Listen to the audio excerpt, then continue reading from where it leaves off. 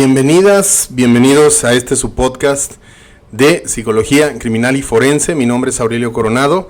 Les doy otra vez la bienvenida. Les agradezco mucho su atención, les agradezco mucho los comentarios que hemos estado recibiendo y las comunicaciones de expertas de diferentes lugares que han querido comunicarse con nosotros para participar. También evidentemente público, estudiantes, profesionales, etcétera, etcétera, que han estado atentos de estas producciones que hemos estado realizando. Esta semana nos tardamos un poco, les platico muy rápido. Estuvimos en Oaxaca.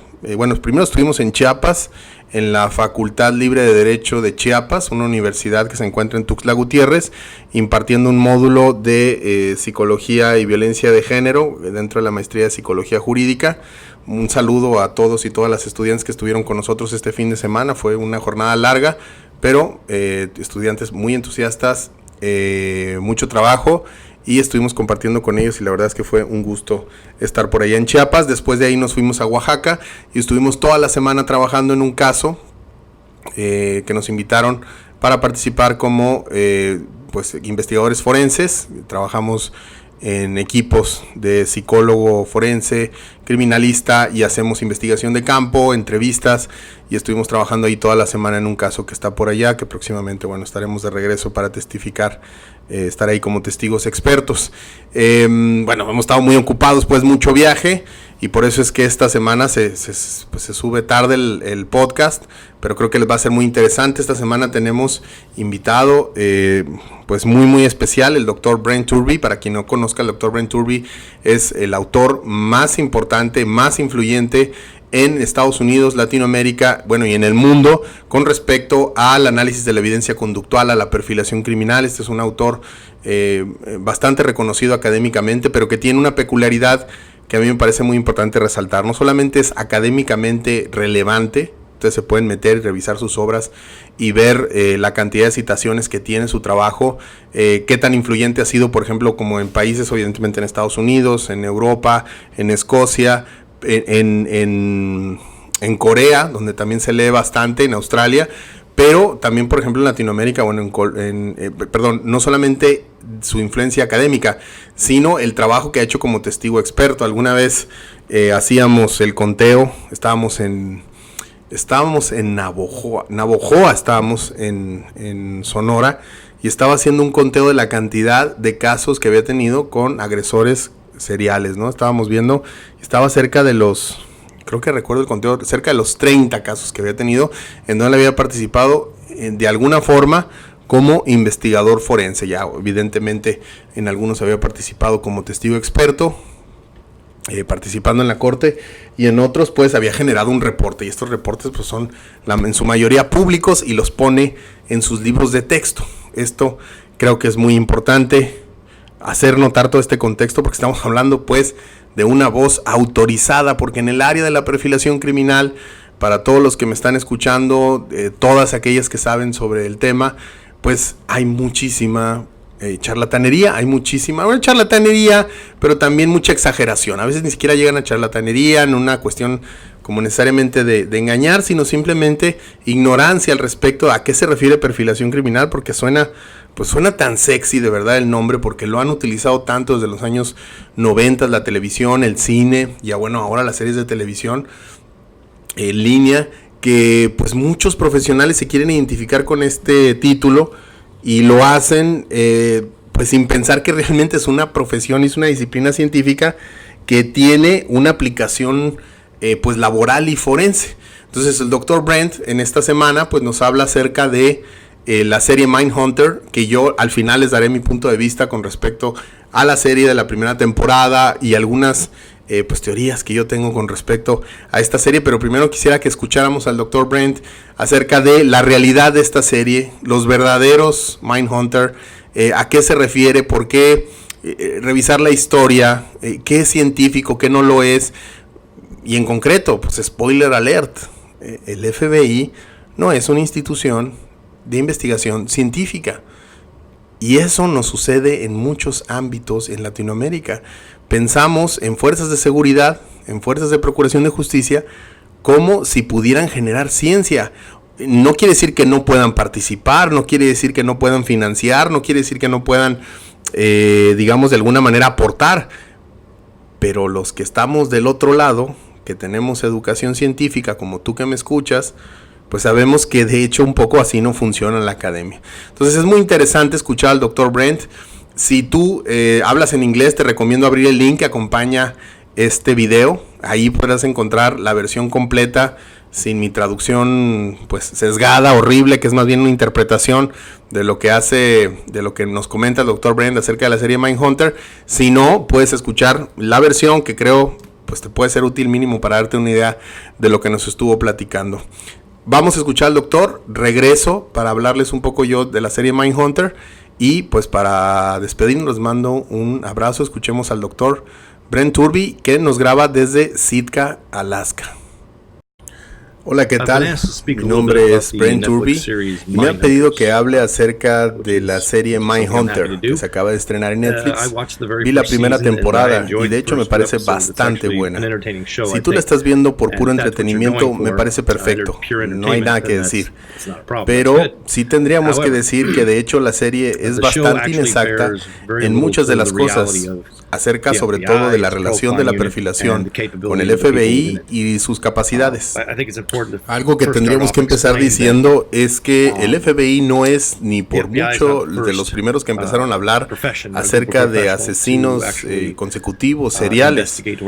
Por lo menos podríamos decir que este tipo de fenómeno se ha investigado científicamente mínimo 100 años antes de la aparición incluso del mismo FBI, desde la criminología a la psicología.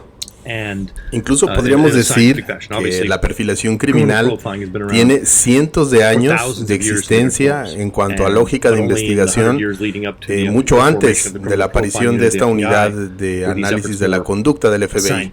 Gente como César el Hombroso, James Brussels, el mismo Hans Gross, ya habían publicado temas relacionados con esto y habían generado metodologías hablando específicamente de asesinos en serie mucho antes que al FBI incluso se le ocurriera hablar al respecto. Hablando en términos históricos, tendríamos que hablar de Howard Teaton. Howard Teaton fue un policía que durante los años 60 empezó a tratar de generar una metodología para trabajar desde la investigación criminal, utilizando una aproximación interdisciplinar, utilizando ciencia disponible en el momento. Les puedo decir que yo conocí a Howard Teaton después de que se retiró del FBI y he mantenido comunicación directa con él. Howard Teaton empezó a utilizar, incluso estudió bajo la tutela de Paul Kirk. Paul Kirk es uno de los criminalistas fundadores que ha utilizado y que ha influido mucho en la creación de la perfilación criminal como la conocemos actualmente, integrando diferentes aspectos como la reconstrucción criminal, el análisis de la escena.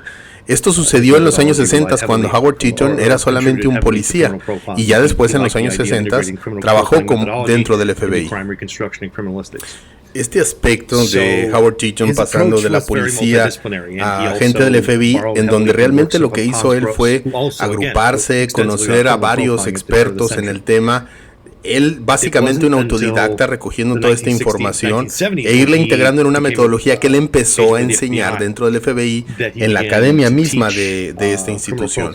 Pero no lo hizo solo, lo hizo junto con personas como Pat Melani o Jack Kirsch, que de hecho Jack Kirsch fue de los precursores de lo que ahora se conoce la unidad o que se conoció en un momento la unidad de análisis de la conducta. Todo esto les decía yo, apenas en los años 60 generó su metodología, se formó en los años 70, la enseñó y hasta el finales de los años 70 escribió su primer perfil criminal para llevar a juicio. Estos de hecho son los antecedentes reales de la relación con esta metodología con el FBI. Luego entonces es cuando entran cuando empezamos a oír los nombres conocidos de John Douglas, Robert Ressler, John Hazelwood, cuando digamos en los que están basados la serie. Y estos lo hicieron, su proyecto se llamaba el Criminal Profiling Project, y la intención era hacer todo este conocimiento que se había creado en los años 60 y 70, hacerlo más científico. Y es entonces donde empezaron a hacer investigación y empezaron a hacer entrevistas. Y esto es donde viene lo interesante. Nosotros estamos viendo cómo se hizo. Bueno, se hizo a partir de un préstamo, de un financiamiento por parte del National Justice Department, en donde nosotros empezamos a ver en la serie que ellos tienen acceso a fotografías, a información de los casos. Esto es total y absolutamente falso. Es decir, lo que vemos en la serie sí pasa. Van y entrevistaron a estos individuos, una muestra de 30 y tantos agresores, y los estuvieron haciendo entrevistas. Lo que no tuvieron acceso fue a los hechos. Ellos llegaban con un cuestionario, hicieron una serie de preguntas, hicieron a partir de lo que les contestaban estos criminales, hicieron un documento y lo quisieron llevar a revisión de pares. La revisión de pares de inmediato les dijo: oye, ustedes no revisaron nada los hechos de lo que les estaban diciendo, ustedes asumieron que todo lo que les dijeron es verdad. Es de hecho uno de los aspectos que más disfruté de la primera temporada, en cómo muestran, de hecho en la serie, cómo estos policías se aproximaron a problemas bastante complejos de la psicología y la criminología humana de manera muy cándida. Ellos no sabían poco o nada sobre fetiches, sobre machismo, sobre sexualidad humana, y se estaban enfrentando a toda esta información desde una perspectiva bastante inocente. Lo muestra la serie. Y eso fueron lo que hicieron en un punto muy inicial, y las revisiones de pares que los hicieron precisamente les mostraron esto: lo que están haciendo ustedes no es científico, no se puede considerar como tal. Es decir, estas personas no es que lo hicieron porque eran las más adecuadas, sino porque estuvieron en el momento adecuado, en el lugar adecuado, y no es que estuvieran trabajando casos, sino que les dieron permiso de ir a supuestamente ayudar a fuerzas policiales a llevar algunos casos, llevando las entrevistas que habían ellos realizado. Es por eso que lo que se llamó el Criminal Profiling Project del FBI, hecho por John Douglas, Robert Ressler y John Hazelwood, fue visto como, fue criticado bastante desde el punto de vista científico, porque cuando lo llevaron precisamente con científicos reales, les dijeron: oye, esto no es científico, esto no es confiable, no están entendiendo victimología o tipos de víctimas o cuestiones psicológicas básicas como la motivación. Es por eso también que el National Justice Department les quitó el financiamiento y dejaron de darles, que fue lo que hizo el FBI. Ignoró todo esto y publicó su libro basándose solamente en los hallazgos de estas personas del FBI, sin hacer ninguna mención a las críticas metodológicas que se tenían. Lo publicaron como libro, y el problema de este libro, bueno, pues fue evidente. El problema es que lo están utilizando luego para citarlo otros libros que sí son científicos. Es decir, este libro está basado en una serie de entrevistas por personas que no son científicas, que llevaron su trabajo con otros pares y que les dijeron: esto no es confiable, esto no puede ser utilizado, estos no son hechos, estos simplemente son entrevistas. Se empezó a utilizar después por mala información y por el trabajo público que le hizo el FBI, utilizado por otros trabajos científicos. Yo constantemente he advertido al respecto, lo pueden leer en el mismo manual, y el mismo manual del FBI dice: estos no son teorías científicas, no se debe utilizar para la resolución de casos. El asunto es pues que el FBI ha tratado de mantener esta imagen de que tienen información privilegiada, de que este estudio que se realizó o este pseudo estudio que se realizó de alguna manera les da una especie de credibilidad o les da algún tipo de autoridad para hablar al respecto. Esto es un problema. De hecho, reto a cualquiera que me muestre un caso en donde estos agentes del FBI o cualquier metodología del FBI haya sido utilizada para atrapar a un criminal. Ese es tal vez el problema más grande de este tipo de presunción. Casi todo se ha hecho después del hecho, cuando se tiene un prisionero, o se ha utilizado de manera anecdótica, pero le reto a cualquiera que me diga un caso al respecto. caso en donde esta metodología haya sido exitosa. Es decir, el show Mindhunters tiene cosas que están bastante bien retratadas y otras cosas que no lo son. Estas personas ni saben hacer entrevistas, ni son psicólogos, casi que les podríamos llamar criminólogos, no saben llevar a cabo una investigación criminal y en realidad la información que están obteniendo no es útil. Pero algo que sí tiene el FBI históricamente es un muy buen departamento de relaciones públicas. Es decir, cada que hacen algo generan movimiento, generan impacto público para que se vea aún más serio. Si tú eres una persona que se interesa al respecto y empieza a investigar más acerca de la historia del FBI y la perfilación criminal, te vas a dar cuenta que en realidad no es algo bastante confiable y que el FBI cuando habla al respecto tendría que tomarse con muchísimo cuidado. Y estoy hablando específicamente acerca de la perfilación criminal, ya que el FBI tiene evidentemente muy buenos agentes y el FBI ha hecho cosas muy importantes fuera de la perfilación criminal. La reputación entre aquellos que trabajamos realmente en el área de esa unidad no es muy buena.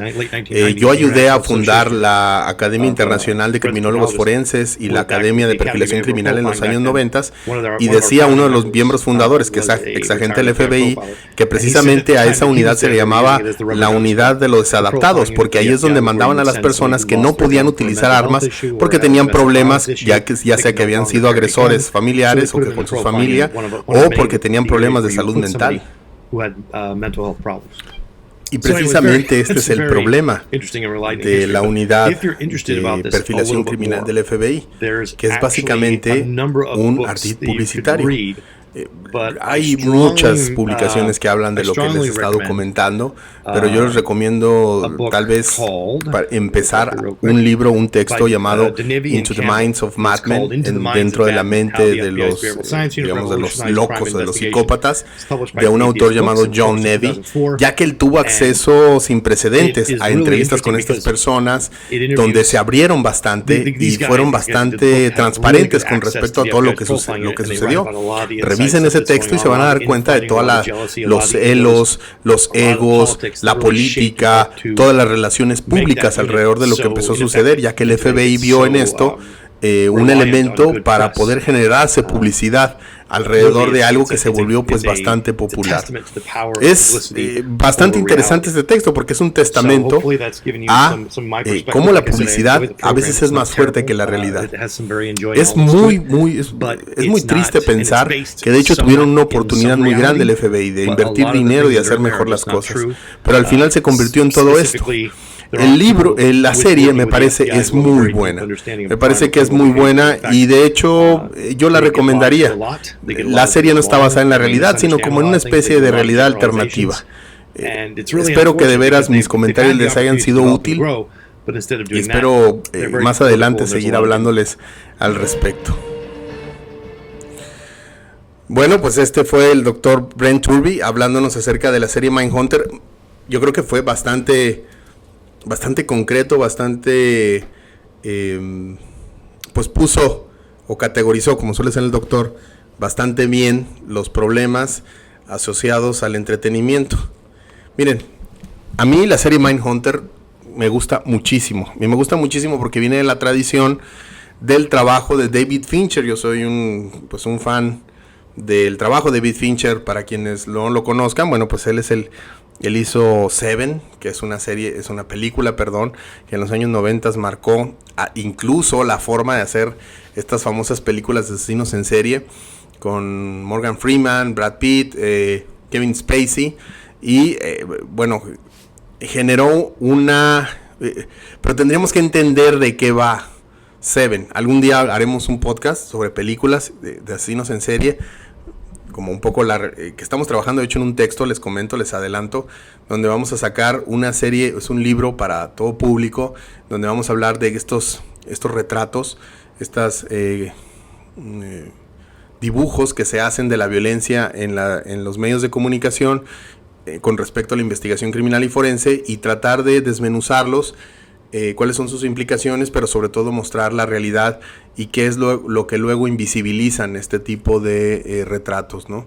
Obviamente los autores las personas encargadas de hacer este tipo de obras de arte pues no están pensando necesariamente en llegar al público para mostrarles cómo se hace la investigación criminal y forense. Lo que quieren hacer es contar una historia, ¿no? Entonces, bueno, David Fincher hace esto, David Fincher hace otra que es una de mis películas favoritas en el tema, que es El Zodiaco, y finalmente, bueno, trabaja en esto que me parece que es una continuación al Zodiaco, esto que estamos viendo que se llama Mindhunters. Totalmente de acuerdo con lo que dice el Dr. Brent. Hay que saber más de la historia del FBI, hay que saber más la historia de la unidad de perfilación. Todavía vemos a muchas compañeras, muchos compañeros que les emociona la idea de ser parte de esto porque lo han visto en la televisión. Si lo leyeran, yo mismo cuando estaba en el posgrado, yo me compré libros pues de estos perfiladores del FBI y son novelas autobiográficas, no son textos científicos, son hasta de pasta blanda, que tú los puedes leer y habla acerca de cómo se sienten y de lo que vieron y de cómo se sintieron cuando el asesino se levantó, algo que se retrata, spoiler alert, en la final de la última temporada, que obviamente no pasó así, pero que es mucho mejor lo que pasa en la serie, en donde lo amenaza y le dice si yo quisiera te pudiera matar, y todo esto son cosas que yo leí, son cosas que a mí me emocionaron, pero que eventualmente cuando creces y cuando entres al mundo profesional, empiezas a distinguir entre literatura, ficción y literatura científica. Yo creo que el Dr. Brent lo retrata muy bien. Yo quisiera darles un último punto de vista. A mí me parece que David Fincher en esta serie, y esto es un poco algo que yo quisiera hablarles al final de la segunda temporada, cuando lo termine de ver, porque ahorita estoy todavía dándome el tiempo de verlo, como hemos estado platicando, hemos estado muy ocupados, pero creo que David Fincher es muy consciente de todo esto que está diciendo el Dr. Brent. Tú la puedes ver esta serie en diferentes niveles. Puedes no saber nada sobre el tema y emocionarte con lo que está sucediendo y asustarte con lo que está sucediendo. Tú puedes saber algo sobre el tema y creerte verte reflejado ahí. Todas tus fantasías o todas estas fantasías de ser el protagonista que está siguiendo un asesino.